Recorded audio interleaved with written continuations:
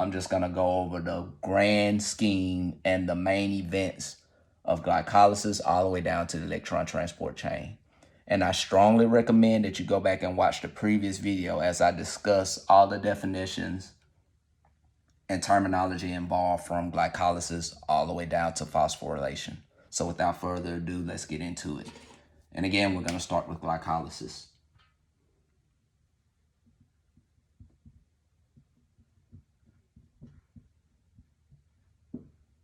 All right, glycolysis, you're going to start with a 6-carbon chain.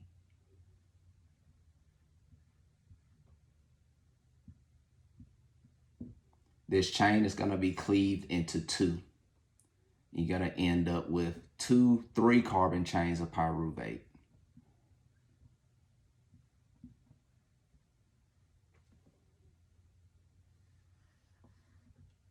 Pyruvate.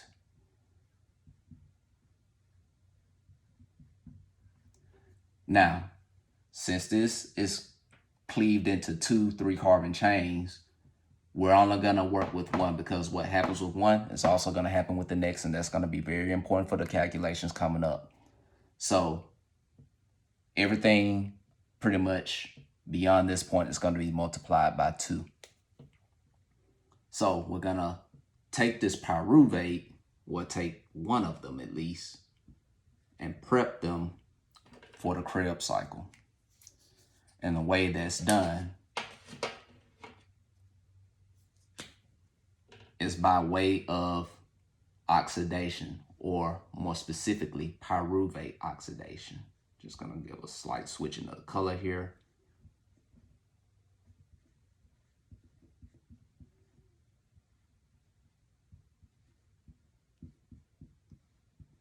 You remember this key term right here? Oxidation means that it's gonna lose an electron. And the way it loses an electron is by way of losing a carbon, and that's going to yield CO2. Once this carbon breaks off, it's going to make CO2. And through pyruvate oxidation, that's going to yield a 2-carbon chain of Acetyl Coa.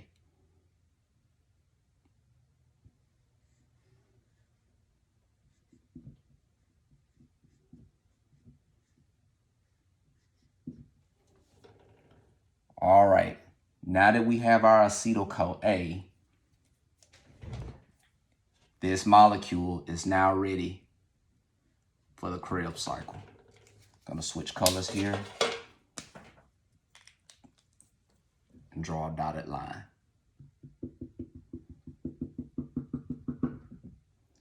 Now this pyruvate oxidation phase is a preparatory phase.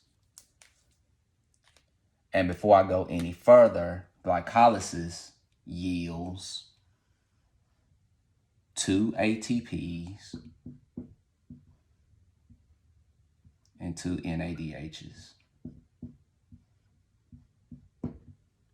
This also yields an NADH.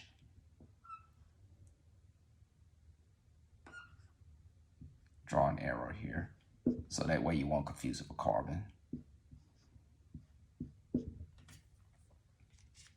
And remember, since this, you have 2 of these right here, everything from this point is going to be multiplied by 2. So keep that in mind. Now, this Acetyl Coa, just going to draw the 2-carbon chain right. Well, instead of drawing the 2-carbon chain, just going to continue on down with this 4-carbon substance called, just going to draw the carbons out. This is oxaloacetic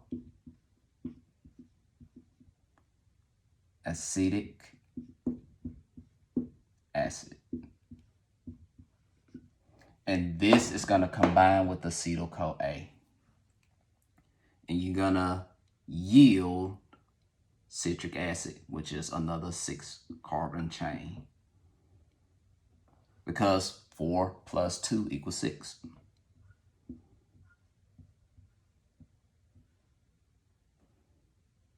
1, 2, 3, 4, 5, and one more, 6. And this is citric acid. Draw it off to the side.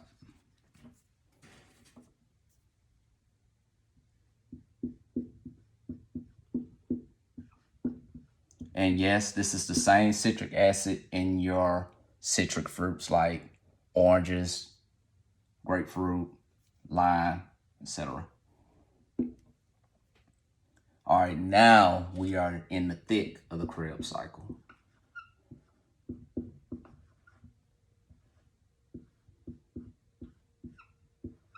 Or another term is often referred to as the citric acid cycle. So you can use those terms interchangeably. Now, I'm gonna switch colors once more. Now that you have this citric acid, I'm just gonna draw a nice size circle right here. These carbons throughout this arc right here, carbons are gonna be cleaved, and that's gonna yield more CO2. But before that happens, you're gonna end up with an NAD that's going to be converted into NADH. And then it's going to lose a carbon, which is going to yield more CO2. And yes, cellular respiration, whenever you breathe out, CO2 goes out. This is a similar process. And throughout this arc, you're going to yield, you're going to cleave 2 carbons, and that's also going to yield more CO2. Because it's going to eventually revert back into oxaloacetic acid.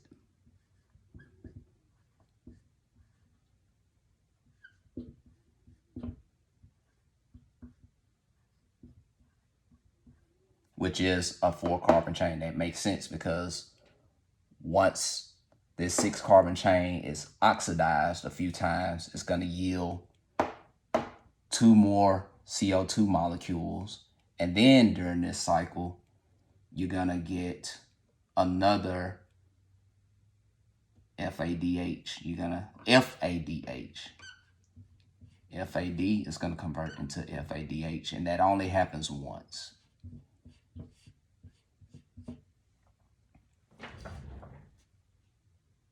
Then you're going to yield another ATP.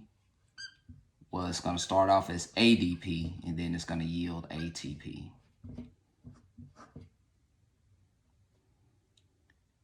Then going to come towards the end, you're going to get your final NADH,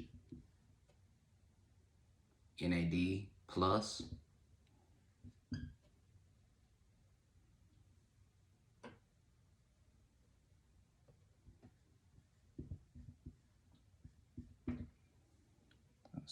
Well, I'm missing one. You end up with 3 in this cycle. Apologies there.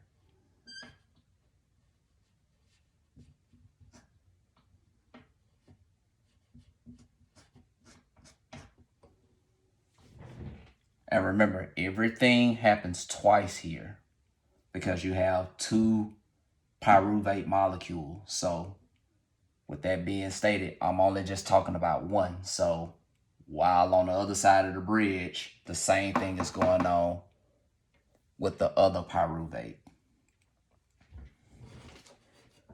And all of this that's going on here during the Krebs cycle is happening in the electron transport chain in the mitochondria. That's another important definition that I explained in the previous video. So everything that's going on here is a part of the electron transport chain through oxidation and reduction of these molecules. And that's how chemical reactions occur. And if you remember, Acetyl Coa, as I explained, is a very critical molecule because it is involved in all of your energy containing substances.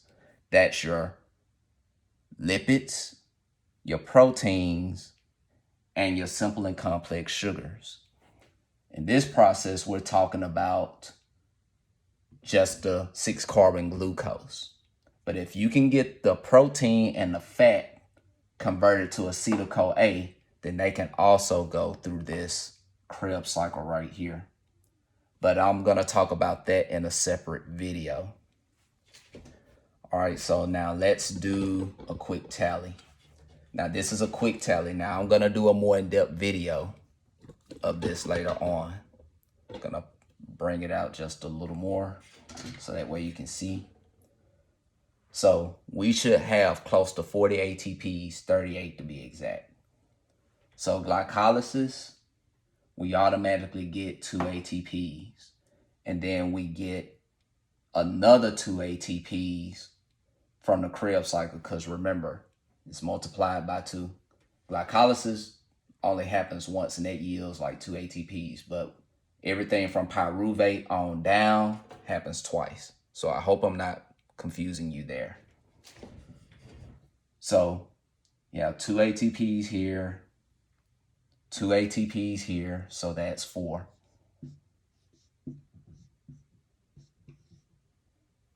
Two from glycolysis and 2 from Krebs. And then you have up to 10 NADHs. We're going to count those out. You have 2 from glycolysis. You end up with 2 from pyruvate oxidation. That's 4. And you end up with 1, 2, 3 times 2, which gives you 6. So that gives you 10 total. 4 up here, 6 down here, 10 ADHs. And for every molecule of NADH, you're gonna get 3 ATP. So that gives you 30 right there.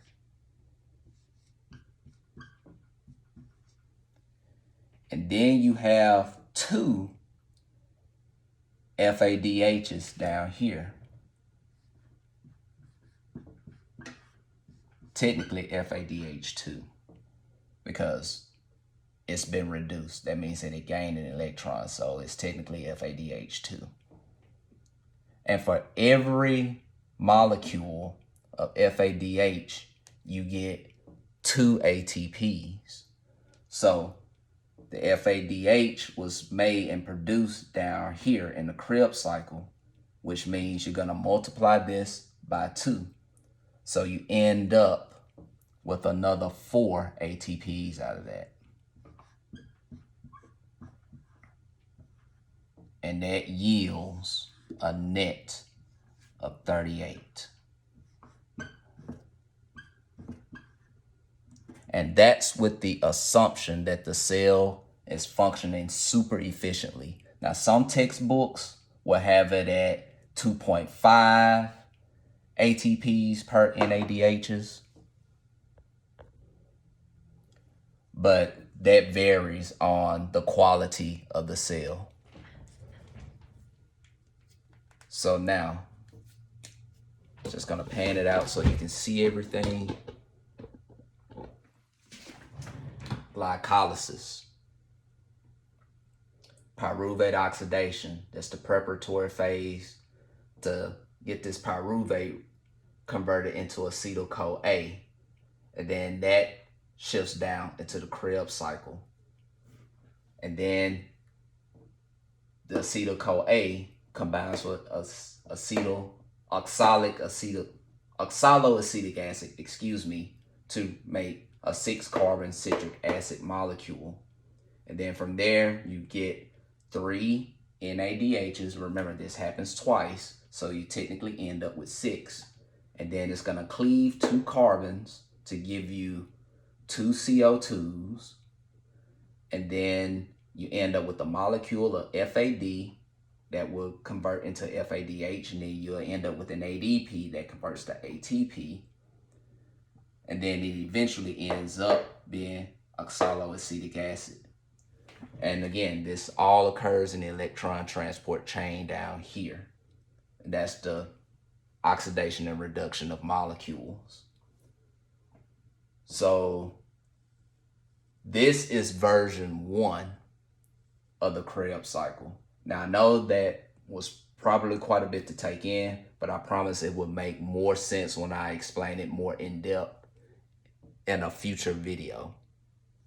So this is cellular respiration. This has been an animal for me and many other students to slog through. So you all take care. Have a good evening. See you in the next one.